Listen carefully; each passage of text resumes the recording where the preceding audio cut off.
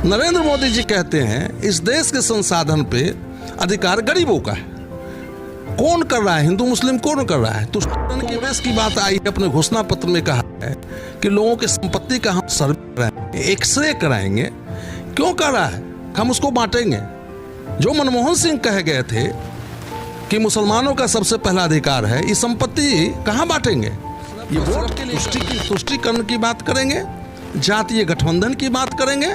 ये तुष्टीकरण और जातीय गठबंधन की बात करते हैं, और हम जो बात करते हैं वो जमात की बात। यही अपील करेंगे कि मतदान है, 5 वर्षों में एक बार मौका मिलता है, तो लोगों को, सभी लोगों को मतदान केंद्र तक आना चाहिए, अपने मत का प्रयोग करना।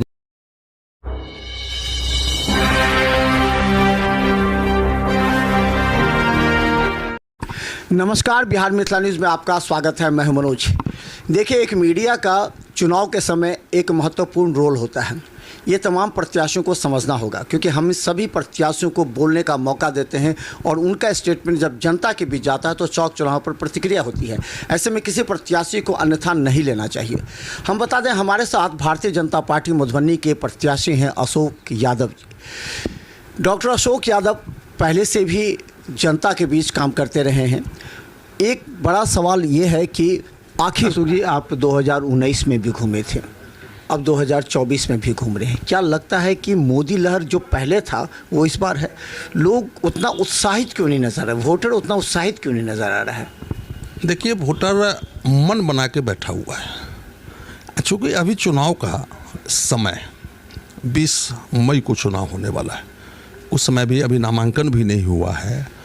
तो आपको हम बता दें कि 19 में भी आप प्रथम चरण में घूमते होंगे चुनाव से 15 दिन 20 दिन पहले, तो वोटर खुल नहीं रहा था। जब चुनाव नज़दीक आता है तो वोटर खुलना शुरू हो जाता है। वोट प्रतिशत तो कम हुआ है, ये तो मान। हाँ, हो सकता है धूप के कारण है, कड़ी धूप है, इसके कारण हो सकता है। यही चीज़ तो, उमंग कम है। पहले था धूप में भी लोग चले जाते थे, नहीं मोदी को जिताना, तो ये जोश कम। इस बार गर्मी का क्या है कि पिछले बार जो मई में गर्मी आई थी उससे ज़्यादा गर्मी इस बार अप्रैल में आ गई है। तो धूप के कारण हो सकता है महिलाओं को निकलने में, वृद्ध को निकलने में, दिव्यांग को निकलने में थोड़ी सी कठिनाई हुई होगी, धूप के कारण है। लेकिन जनता चुपचाप मन बना के बैठी। उन्हीं लोगों को कैसे बूथ तक आकर्षित कीजिएगा, क्योंकि यही 20% वोट बैंक नुकसान पहुंचा सकता है किसी भी प्रत्याशी को।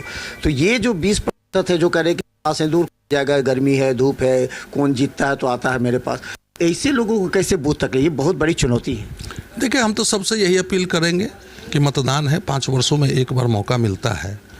देश के भाग्य का निर्णय होना है लोकसभा चुनाव के माध्यम से, तो लोगों को, सभी लोगों को मतदान केंद्र तक आना चाहिए, अपने मत का प्रयोग करना चाहिए। उन्हीं के मत से आगे देश कैसे बनेगा उन्हीं को निर्णय करना है। लेकिन हम भारतीय जनता पार्टी के कार्यकर्ता, हमारा संगठन जो है वो बूथ स्तर तक है। हम लोग मिलके सब लोगों से जा रहे हैं, अपील कर रहे हैं कि मतदान कीजिए, मोदी जी के पक्ष में मतदान कीजिए, और लोग लगे हुए हैं। लेकिन हमको लगता है कि जैसे जैसे अब चुनाव आएगा वो मतदान का प्रतिशत अब बढ़ेगा। एक और ये भी सवाल होता है कि खासकर जैसे चुनाव आ रहा है उस समय कुछ लोग ऐसे हैं जो आपके गठबंधन में हैं, लेकिन वो लोग निष्क्रिय करके चले बीजेपी का है। कई बार हमने झंझारपुर भी देखा है कि जदयू के कार्यकर्ता नेता वहाँ एक्टिव है तो बीजेपी के कार्यकर्ता कम। हम लोग कह रहे हैं कि चलिए जदयू हारेगा। तो क्या लगता है कि इस तरह का आपके यहाँ भी अंदर विश्वासघात हो सकता है? क्योंकि ये जो गठबंधन है, चाहे चिराग पासवान को हो, हम पार्टी हो, चाहे जदयू हो, क्या एक्टिव होकर के काम कर रहे हैं?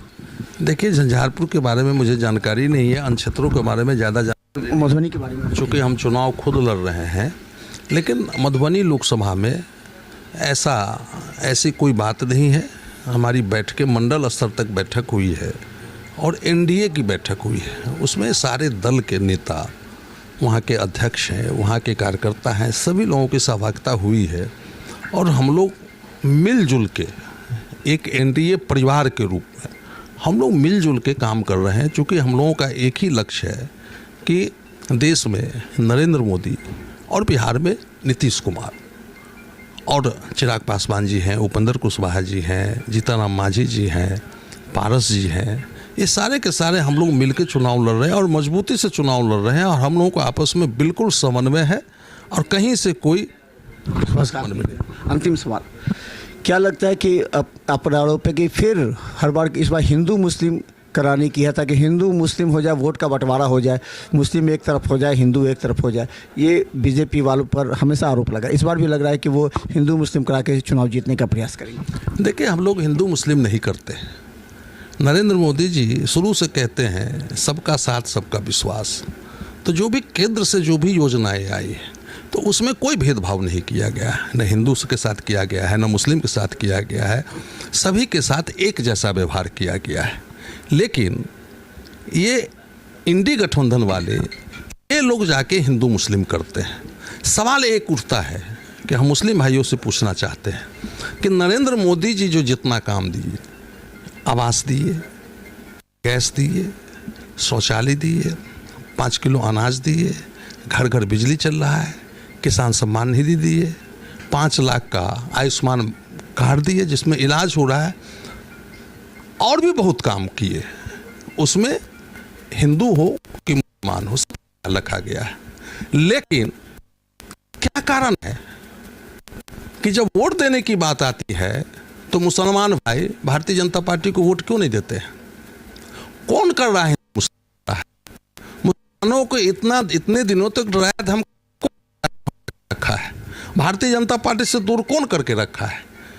ये इंडी गठबंधन वाले हमेशा से तुष्टिकरण की बात करते हैं। आपको हम याद दिला देना चाहते हैं कि जब डॉक्टर मनमोहन सिंह प्रधानमंत्री थे तो उन्होंने कहा था कि इस देश के संसाधन पे सबसे पहला अधिकार अल्पसंख्यकों का है, कहने का मतलब है कि मुसलमानों का है।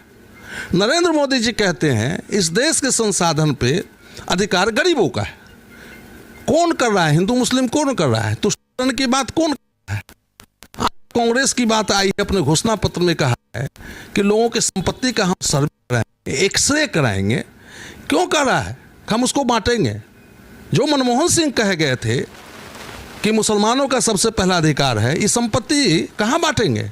ये वोट के लिए कर रहे हैं कि ताकि उन लोगों के बीच में संपत्ति जो है, माननीय प्रधानमंत्री जी भी कहें कि मंगलसूत्र पर उनका भी नज़र है, ले ले सरकार, और ऐसे तुष्टिकरण के चलते ऐसे लोगों के बीच में ये बांटेंगे। कौन कर रहा है? हम तो विकास की बात कर रहे हैं, हम आवास की बात, हम देश की बात कर रहे हैं, देश सुरक्षित है, अर्थव्यवस्था की बात कर रहे हैं, हम जो 5वें नंबर पर है, हम 3रे नंबर पर जाने की बात कर रहे हैं, हम विकसित भारत बनाने की बात कर रहे हैं, हर क्षेत्र में विकास की बात कर रहे हैं।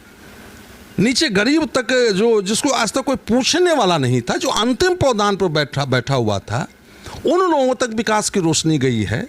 आज वो लोग खुश हैं। इससे पहले क्या होता था? लोग भगवान के भरोसे रहते थे। तो इसलिए ये लोग विकास की बात नहीं करेंगे, सिर्फ और सिर्फ तुष्टिकरण की बात करेंगे, जातीय गठबंधन की बात करेंगे।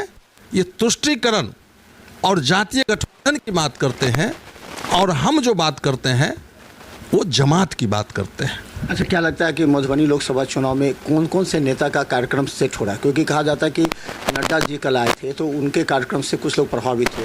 मोदी जी के कार्यक्रम को रखा जाएगा, और जो स्टार प्रचारक कौन कौन है जो आपके क्षेत्र में किस तरह की जा रही है? या 2 तारीख के बाद, आप 2 तारीख को नामांकन? 2 तारीख के बाद इसका प्लानिंग होगा, क्योंकि अभी नामांकन नहीं हुआ है, इसलिए अभी तो नेताओं का प्रोग्राम तो अभी 2 तारीख के बाद ही लगेगा। लेकिन आएंगे मधुबनी में जो महत्वपूर्ण नेता है भारतीय जनता पार्टी के राष्ट्रीय लेवल के, उसमें से बहुत सारे नेता यहाँ आने वाले हैं, और गठबंधन के नेता भी आने वाले हैं। मुख्यमंत्री भी आएंगे, चिराग जी भी आएंगे, सभी गठबंधन दल के नेता भी, उनको भी कहा गया है, और निश्चित रूप से मधुबनी आएंगे यहाँ के जनता से अपील करने के लिए और यहाँ आशीर्वाद देने के लिए निश्चित रूप से आएंगे। तो धन्यवाद। हम बता दें कि अशोक यादव हमारे साथ थे, लेकिन हमने जो क्षेत्र भ्रमण किया है उसमें 2 बड़े सवाल हैं। पहला सवाल यह है कि जो गठबंधन एनडीए के घटक दल हैं उनको संतुष्ट करना सबसे बड़ी जिम्मेवारी है अशोक यादव की। दूसरा, जो 20% वोट बैंक है, जो करीब इतनी गर्मी में हम नहीं जाएंगे, हमको इंटरेस्ट नहीं है। और भी देखिए, प्रथम चरण का जो मतदान हुआ उसमें जो औसत कम हुआ है, अगर ये औसत कम होता है तो ये बताता है कि इस बार 2019 की तरफ रुझान नहीं है। अब ये मोदी जी प्रत्याशियों पर छोड़ रहे हैं कि आप अपने तरीके से जनता के बीच में जाकर उन्हें उत्साहित कीजिए, प्रेरित कीजिए, ताकि वो ज़्यादा से ज़्यादा मतदान केंद्र पर आए। ये एक बहुत बड़ी चुनौती है, और इसी में किसी भी प्रत्याशी का जीत सुनिश्चित माना जाएगा। देखते रहिए बिहार मिसाल न्यूज़।